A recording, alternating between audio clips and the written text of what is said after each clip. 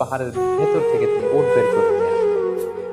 এবং এই কথাটি আল্লাহ তাআলা কালামুল মাজিদে এভাবে উল্লেখ করেছেন সূরা শুআরাতে, মা আনতা ইল্লা বাশারুম মিসলুনা। তাদের জাতিগোষ্ঠীর লোকেরা তাচ্ছিল্যের সুরে বলতে শুরু করলো যে, সালেহ তুমি কি করে আবার নবী হও? তুমি তো আমাদের মতোই রক্তে মাংসে দেখতে একই রকম মানুষ। কিভাবে তোমার শ্রেষ্ঠত্ব আমাদের উপর প্রতিষ্ঠিত হবে? কি করে তুমি নবী হবে? তুমি তো আমাদের মতোই মানুষ। ফাআতি বিআয়াতিন ইন কুনতা মিনাস সাদিকিন। তুমি যদি পারো যে নিদর্শনের কথা আমরা বলেছি এরকম উট এনে দেখো।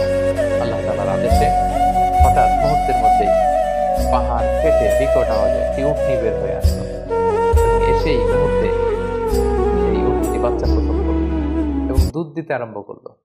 এবং এত পরিমাণে দুধ দিতে আরম্ভ করলো যে এটা দ্য এন্টায়ার ভিলেজ, পুরো গ্রামবাসীদের জন্য সে দুধ যথেষ্ট হলো।